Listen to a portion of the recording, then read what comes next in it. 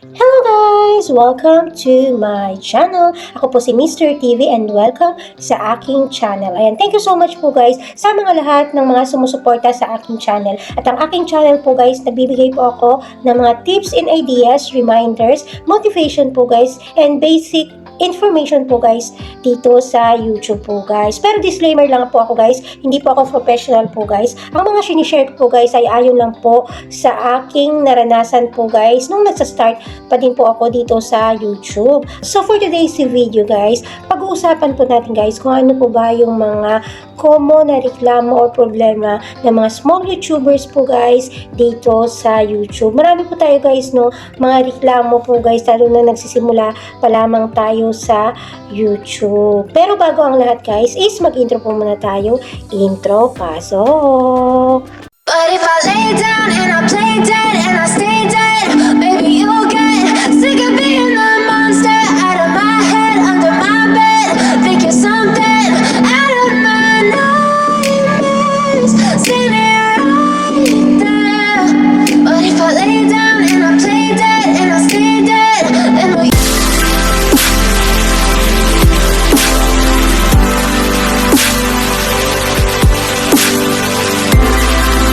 So, hello mga beshi! Kamusta kayong lahat dyan? Okay lang ba ang lahat dyan guys? Kalma lang po tayo dahil ngayong araw na to pag-uusapan po natin guys, ano po ba yung mga basic and common problems po guys na nai-encounter ng mga small YouTubers po guys na nagsisimula pa lamang dito sa YouTube. Number 1 po guys, yung ating views po guys, no? Minsan po guys, pagtingin natin, napakalaki ng views natin, pero mga ilang araw lang po guys is nagda-drop po guys ang ating mga views. Bakit po ba nagda-drop yung mga views natin? Dito sa YouTube po guys, ang gusto po guys ni YouTube po guys ay maibigay or maipakita po guys sa mga tamang viewers ang ating video. Pero hindi po lahat po dito guys sa YouTube po guys ay talagang legit po guys na nanonood sa ating mga video. Ang iba po guys is sumisilip lang po guys, hindi tinatapos yung video.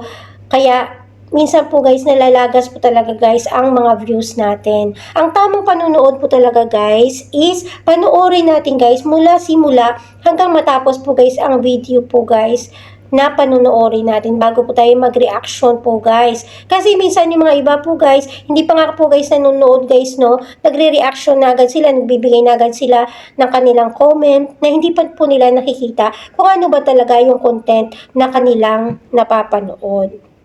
Dito sa YouTube guys, natitrace talaga ni YouTube guys yung ating mga unique viewers, returning viewers, at ang ating ano pa guys no, yung mga bago, lumang viewers, ayan nakikita po lahat yan ni YouTube. Kaya yung matitrace talaga guys, yung mga nagsaspam po guys, o hindi nanonood ng tama po guys. Kaya po yun guys, yung dahilan po guys na nalalagas po guys yung ating mga views po guys. Ganun din po sa ating subscribers po guys. Ganun din po kung mali po guys, yung pag-subscribe sa iyo guys, hindi man lang nanood ng video mo muna, pero nag-subscribe na agad, nag-comment na agad sa video mo, yun po guys yung mga dahilan po guys na nalalagas po siya guys. Kasi hindi po guys, legit po guys, and hindi po guys tama ang pag-subscribe sa iyo. Yung tamang way po talaga guys na para hindi po tayo malagasan guys ay maging legit po tayo guys no. Lalo na guys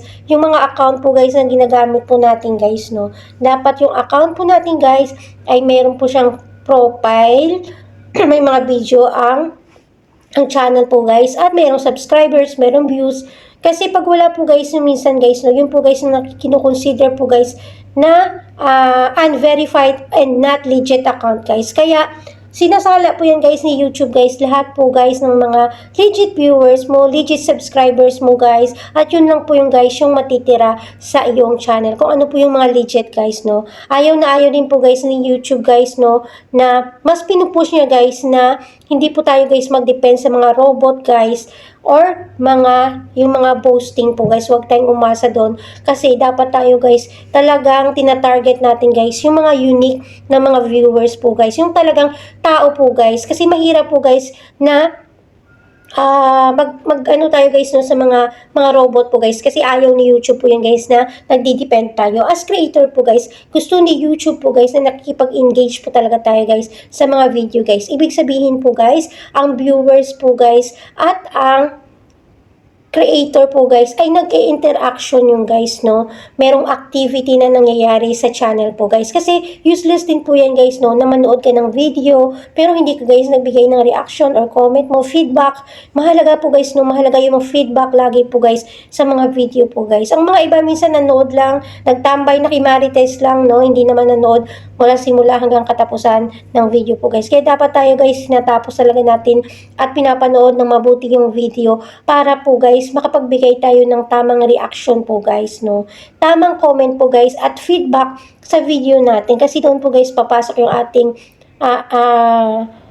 comment po guys, makakatulong po guys sa impression po guys ng kung ano po ba guys ang performance ng isang video. Kaya napakahalaga po talaga guys no, hindi lang po tayo guys nandito sa YouTube. So, wag tayong magmandali guys no, na gusto natin guys no, mag-subscribe agad tayo sa isang channel para balikan, bigyan, i-subscribe din nila tayo. Mali po yun guys no, hindi yan po guys no ina-allow ni YouTube. Dapat tayo guys no, manood po tayo ng tama at tingnan po natin guys yung talagang content guys ng creators po guys na pinanood natin. Kung nakita ba na, kung ano po ba yung guys yung binibigay ng kanyang channel bago tayo guys mag-subscribe po guys, mag-comment, mag-share po guys kung nagustuhan natin yung video. Yun po guys yung mga tama po guys no. Kaya wag tayong magtaka po dito guys sa YouTube kung nakaka-encounter tayo guys ng mga problems po guys like dropping ng ating views, subscribers, and also ng ating watch hours po guys. Kasi dito sa YouTube guys no, pinipili lang po ni YouTube or sinasala niya po guys yung mga legit sa hindi legit na mga viewers, subscribers, mga nanonood ng watch hours natin. Bibigyan tayo ni YouTube. Napapansin nyo guys no sa mga live streams natin, pag nagla-live stream tayo guys, magtaka tayo minsan mababa yung bigay ni YouTube. Kasi po guys no, pag ang live chat po guys is merong activity na nangyayari dyan guys sa live chat guys, doon po guys magbibigay talaga guys ng malaking watch hour si YouTube guys, kasi nakikita niya guys na merong activity na nangyayari po guys. Kaya useless din po yan guys, minsan nandiyan kayo sa isang video po guys, nanonood kayo sa isang live po guys, tas hindi man lang kayo nagko-comment po guys, nagbabakas po guys. Kaya hindi po guys talaga guys no, hindi talaga kayo minsan counted guys sa mga viewers din po guys. Kasi nakikimarites lang po kayo guys, hindi po kayo nakikipag-engage po talaga guys. Kaya tayo guys, ayusin natin guys yung panonood natin guys para hindi tayo malagasan. Kasi dito sa YouTube guys, normal na normal talaga guys yung lagas po guys. Nung nagsisimula pa po lang ako sa YouTube dito, talagang naranasan ko po talaga guys na malagasan ng malaki po guys no. Araw-araw po guys ang laki po guys ng lagas ko po guys, kasi doon po ako guys nakaka-encounter guys ng mga creator po guys na talagang mabilisan po guys yung gusto nilang mangyayari po guys no. Gusto nilang puntahan na yung channel mo, subscribe ka nila para guys na subscribe mo rin sila. Mali po yun guys no, hindi po yun tama po guys no. Dapat tayo guys nanonood tayo ng tama kung ayaw po natin guys na makalagasan tayo guys. At ito pa guys ang pagko-comment po guys ng hindi maganda sa isang video po guys, hindi po yan guys makaka-apekto sa nag-comment. Tandaan niyo po ito guys. Kung mag-comment po kayo ng hindi maganda sa video po guys, ang ipinapahamak niyo po guys ay yung creator po guys na may-ari ng channel. Kaya mag-comment po tayo ng tama po guys. Huwag po tayo mag-spam po guys para hindi po tayo guys makaperwisyo sa kapwa natin creator. So, yun lang guys for today's video guys. Yan lang po guys yung masishare ko po guys sa mga bagong YouTubers. Yan, nabubulol na tayo sa mga bagong YouTubers po guys para hindi po sila magulat guys kung bakit po guys ganun yung nangyayari dito guys. Kasi normal po talaga guys yung mga ganyang pag-drop po guys ng mga views, subscribers, watch hours. Kasi ang revenue naman po guys sa mga monetized channel po guys is hindi naman po talaga ganyan guys nalalagas po guys pag nasa AdSense na guys. Dati naranasan ko po guys yung pag-drop ng revenues, pero Hindi ko na po guys naranasan ngayon guys, no. Ang ganda na po guys ngayon ng YouTube po guys. Compare before po guys, no. Last 2 years ago, 3 years ago. Ngayon po guys talagang masasabi ko po guys na maraming improvement po guys dito sa YouTube. Kaya tayo guys, no, as creators guys, bilang isang tao guys, no, pag pupunta tayo sa mga video po guys, manood po talaga tayo ng mabuti po guys. At tingnan natin guys, no, i-appreciate natin yung mga content na ginagawa nila para po guys, no, ang mga magagandang mga comment natin guys, yun yung magpapaganda po guys sa kanilang mga video po guys, no. Yan po yung magbibigay ng signal po guys, no, sa algorithm po guys, no, para po guys, no, mapansin ang kanilang mga video. Kaya napakahalaga po talaga guys ng pagko-comment guys sa isang video kasi yun po yung mga feedback po guys, no, sa mga products minsan guys, no, mga products minsan na inaano po guys sa ibang mga platform po guys.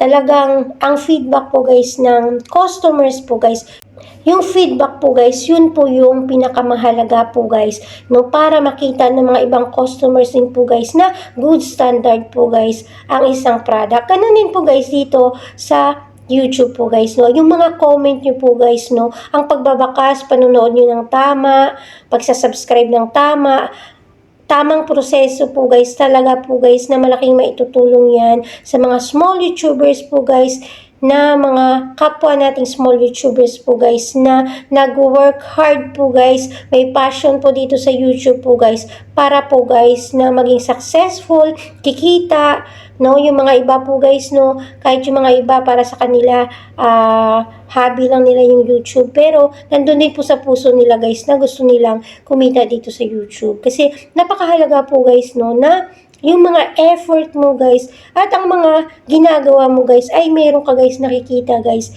na meron guys, no. Kaya kumikita po guys ang video mo. Napakasarap po yan guys sa pakiramdam po guys, no, na nagagawa mo na kung ano yung passion mo sa pag-vlog, pag-share ng content, paggawa ng content, at the same time po guys, ay kumikita ka dito sa YouTube. So thank you so much guys sa panonood ng aking video.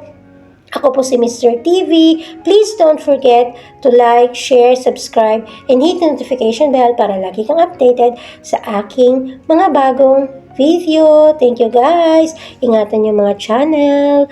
Love you all. God bless us all. Mwah, mwah, mwah, mwah, mwah. Bye guys. See you on my next video.